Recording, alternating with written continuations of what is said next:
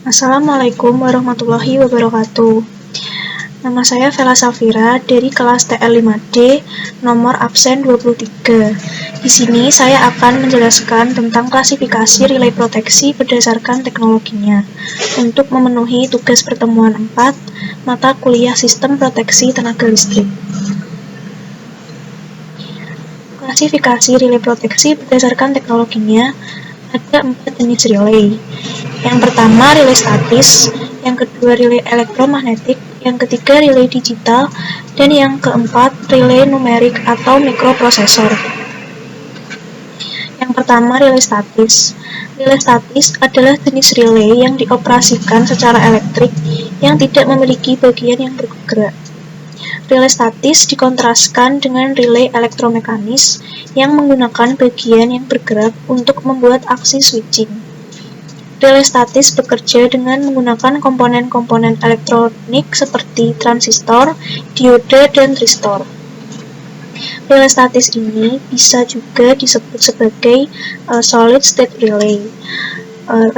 Relay ini didasarkan pada rangkaian solid state analog, rangkaian logika digital, atau desain berbasis mikroprosesor. Ini adalah gambar konstruksi relay statis. Selanjutnya yaitu relay elektromagnetik. Relay elektromagnetik adalah relay yang menggunakan gaya elektromagnetik untuk menutup atau membuka saklar. Relay ini dapat mengubah tegangan dan arus menjadi gaya magnet dan listrik serta torsi yang menekan tegangan pegas pada relay. Relay atau saklar ini digerakkan secara mekanis oleh daya atau energi listrik. Pada relay elektromagnetik ini terdapat 3 posisi saklar, yaitu yang pertama posisi NO atau normally open, yaitu kondisi ketika relay mendapatkan sumber tegangan pada elektromagnetnya.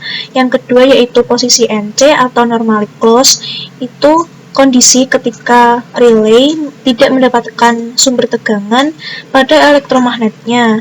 Lalu yang ketiga itu posisi CO atau changeover, yaitu kondisi perubahan armatur saklar relay dari NO ke NC atau sebaliknya dari NC ke NO.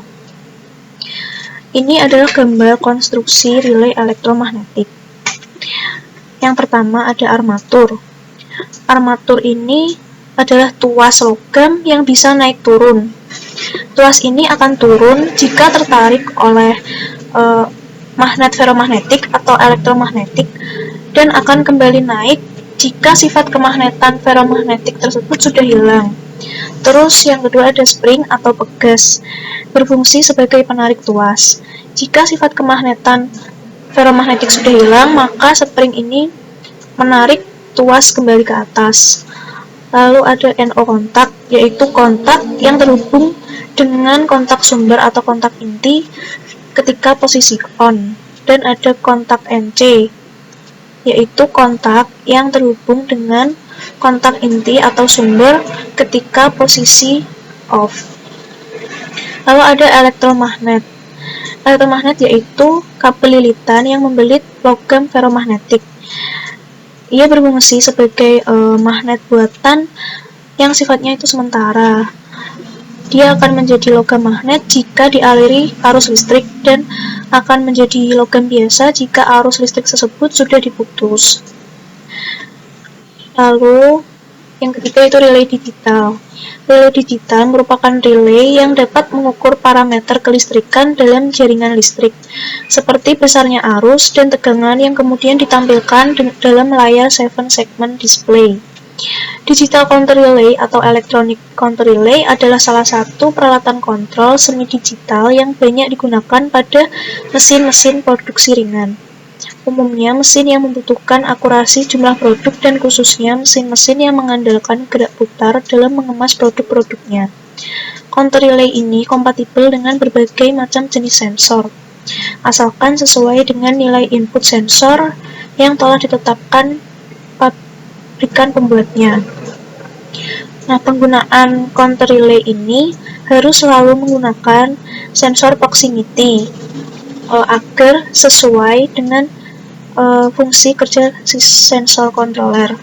sehingga pemanfaatannya itu bisa untuk bermacam-macam. Wiring rangkaian otomatis. Ini adalah gambar dari relay digital.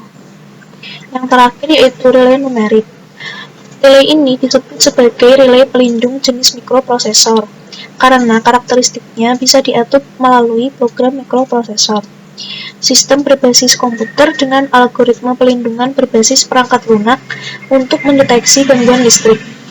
Kelebihan dari relay numerik ini terdapat tampilan panel depan atau tampilan pada terminal melalui antarmuka komunikasi yang digunakan untuk menampilkan pengaturan relay dan nilai arus atau voltase waktu nyata.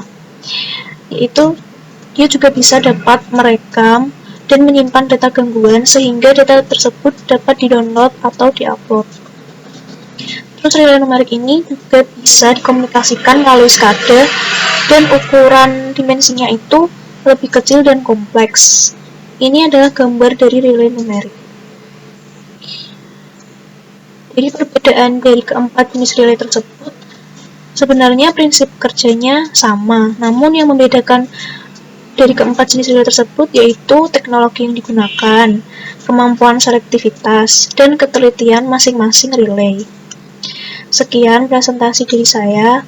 Terima kasih atas perhatiannya. Wassalamualaikum warahmatullahi wabarakatuh.